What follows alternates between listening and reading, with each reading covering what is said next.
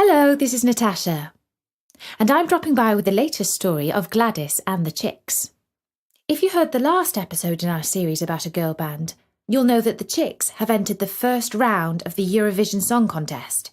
If they win this first stage, they will go on to represent Great Britain in the final, in which countries from all over Europe will compete for fame and fortune. But if they don't get through this round, then perhaps they are destined for the dustbin of failed bids of fame.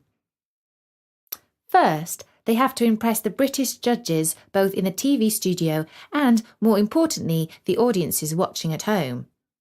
When we last left them, they were just about to step onto the stage to perform live on television. The Chicks walked out into the darkened stage. They took their places and the music began to play. A sort of a circus beat. Still in the semi-darkness, Laura began to sing the first few words into her radio microphone that was clipped to her costume. She was looking almost straight into the TV camera. You taught me to fly and to swoop into your arms, and though I soared high, I came to no harm. Then the full backing music kicked in and the lights went up at the same time. You sawed me in half and you pulled me apart, and though I really laughed, you'd broken my heart. And the girls started to do their moves, all based on a circus act. Mandy lashed her ringmaster's whip, and Sam, who was quite athletic, did some impressive tumbles and turns, as well as a funny clown walk in time to the music. Laura acted out the words while she sang. She walked on an imaginary tightrope, rattled the bars of an invisible cage, and she pretended to eat fire. The studio audience whooped and cheered, but Gladys knew what really counted, with the votes of the viewers with the red buttons on their remotes. For now, the girls had to stand on stage and face the verdict of 3 studio judges. The first to speak was a woman who produced West End musicals. She must have been quite mature in years, but she had blonde hair and makeup that would have suited a much younger woman. I like the words, she said, and there's no denying it's a catchy tune. Gladys closed her eyes and savoured the first impartial praise she had received for her composition. And Laura, my girl, you've got a great voice, she said. The audience cheered. Then the woman threw her hands up in the air melodramatically. But oh my, the costumes and the dance. Sorry, girls. A circus act doesn't cut it for me. It's just too corny. The second to speak was a man who was known for being gentlemanly in his views. He wore a silk scarf and looked like an arty type. I liked it, he said, and I think it will go down well in Europe. There's a big tradition of the circus all over the continent. It's a clever idea. Yes, thought Gladys. He gets it. That was just what I was calculating when I wrote the song. The third to speak was a multi-millionaire record producer who revelled in being Mr. Mean. All the contestants feared his cruel tongue, but Gladys told the girls that they shouldn't care what he said because they had to learn to take criticism. And anyway, it was what people at home thought that really counted. Mr. Mean paused before he spoke. It was a deliberate trick to build up tension. Somebody in the audience coughed. Well, the circus is a good idea, he said. But hey, come on, girls, stop clowning around. You want to represent your country by jumping around on stage like a troop of performing fleas? Worse, if you dance like that in the final, they'll think you've got fleas in your pants. Sorry, girls. There were tears in Sam's painted clown eyes as the girls walked off stage. Gladys met them, and they all hugged her and said how everyone agreed her song was brilliant, though actually only 2 of the 3 judges had praised it. The girls went back to their dressing room. Laura said, We'll never live this down. I mean, to come last in the first round of the Eurovision, how painful is that? The dream is over, said Mandy. Hold on, said Gladys. You said it was cool to get no points, didn't you, Laura? I meant in the real thing, like on the big Eurovision when everyone knows that Ireland and France never vote for the UK because they hate our guts. It's cool to come nowhere then. Everyone expects it to happen. Like everyone knows that the English football team always goes down on penalties in the World Cup. To get no points in this tiddlywinks contest is just like gruesome. I mean, if you can't win this, you're nowhere. Mandy's right. It's all over. Perhaps that's a good thing. We can all just get on with our lives now. It's been nice while it lasted. Now welcome to reality, girls. And Mandy, who hadn't said anything yet, asked, Did you see any of our mates in the audience? The three sisters had been performing with the studio lights in their eyes, but Gladys said she had spotted 2 whole rows of supporters from their school. Oh, said Sam. They'll be laughing at us tomorrow. They washed their faces and got changed in glum silence. Then a knock on the door was followed by the producer, saying, Mum and Dad are here, girls. Mum and Dad. Gladys couldn't actually remember a time when she had heard those words. If any parent ever got a mention in the girls' lives, it was Dad, and even he was only semi on this planet. Mum lived on the other side of the river now, and if they were lucky they got a card from her at Christmas and birthdays. But in came both parents, like a normal couple. Mum had been crying and her mascara was all smudged. Did she too think that they were rubbish? I'm so proud of my girls, she said, overcome with emotion, and she was hugging and kissing them.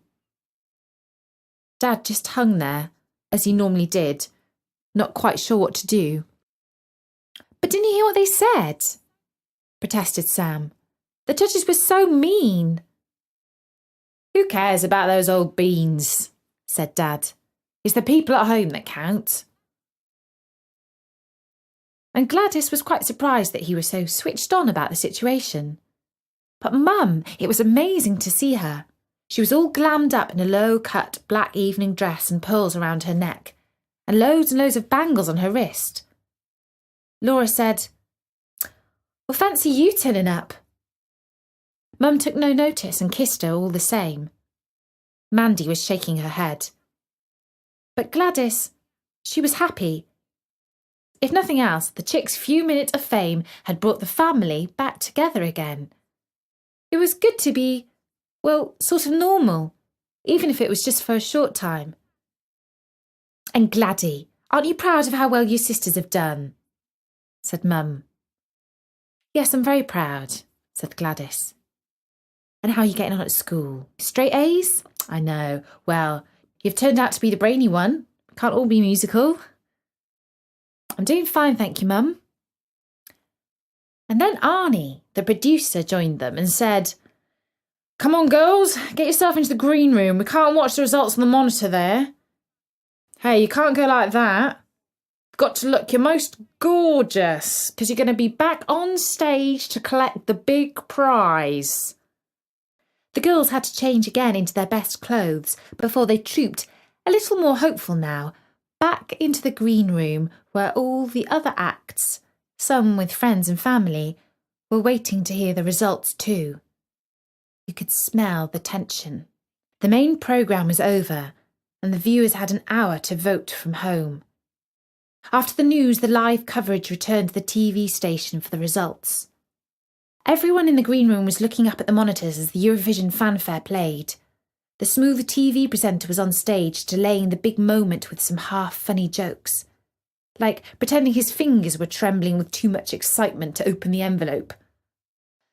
People were laughing, but only because of the excitement. Some of the kids from the chicks' school were shouting, Chicks! Chicks! Chicks! Hush now, please, said the compere. Oh, the excitement is killing me.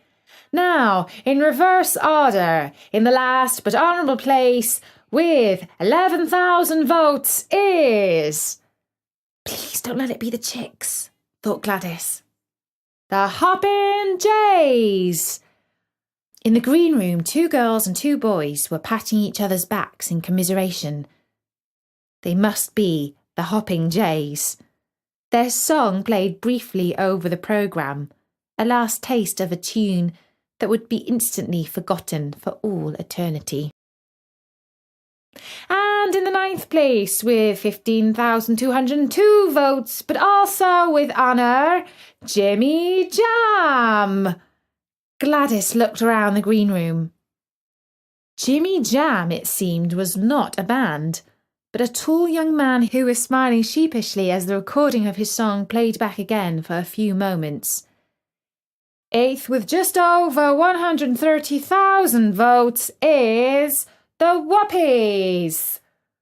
The Whoopies were a boy band wearing kilts and tartan scarves, presumably from Scotland, who just shrugged their shoulders. Gladys heard one of them say, clearly in a London accent, "Let's get out of here," just as the bagpipe chorus of their tune started to play. Among the crowd of Eurovision hopefuls in the green room, there was only one act that Gladys recognised. They were the Throbinsons, a boy band who had played at the Chicks' first gig. Mandy was exchanging a few words with their lead singer. She was saying, "I know it's going to be us who are out next." But it wasn't. It was a slightly older but rather glamorous female singer called Shelley Simpson. She had over 500,000 votes. And the next band to go out had almost 1 million. And still neither the Chicks nor the Throbinsons' name had been called. And then during the next few minutes, some more acts were eliminated, but with respectable quantities of votes, well over 1 million each. "Can't believe this, we're still in," said Sam. "Oh, my daughters, I'm so proud of you," said Mum. Even Dad looked gripped by the tension. He was staring at the monitor with his mouth open. "I'm sure we're out next," said Laura. But it was the Throbinsons' name who was called out, with over 2 million votes. Their lead singer kissed Laura on the cheek as their song played for the last time, and they walked out into obscurity. "And now," said the compere, "we have 2 tip-top class acts left. Both are lovely girl bands. But sadly, only one of them can go to Istanbul to represent Great Britain in the final of the Eurovision Song Contest. So, who is it going to be? Will it be the lovely Dragonesses from Wales, or will it be the gorgeous Chicks from London? Which band did you bless at home, viewers? And the runner-up is the Dragonesses! Even Gladys shrieked with delight. Laura was jumping up and down, but she didn't forget to commiserate with the Dragoness girls for coming second. Mum was kissing her daughters. Dad kissed Mum. And in the excitement, that was what pleased Gladys most, seeing Dad with Mum. The producer came in to break up the family celebration and hurried the girls out to the stage door. The lights dipped and then came back up again, and they sang the encore of their circus song. Gladys knew that they would be singing this tune over and over again during the coming weeks. The Chicks were on their way to the final of the Eurovision Song Contest in Istanbul. And that was the 8th part of Gladys and the Chicks. There are only 2 episodes left until the final conclusion. But we know one thing for sure now. The Chicks are going to be performing on stage in Istanbul, in Turkey. and hundreds of millions of viewers are going to be watching. What we don't know is if they will think at the end of it that it's all been worthwhile. So keep tuning in to storynori.com to find out what happens. Until then, from me, Natasha, bye-bye.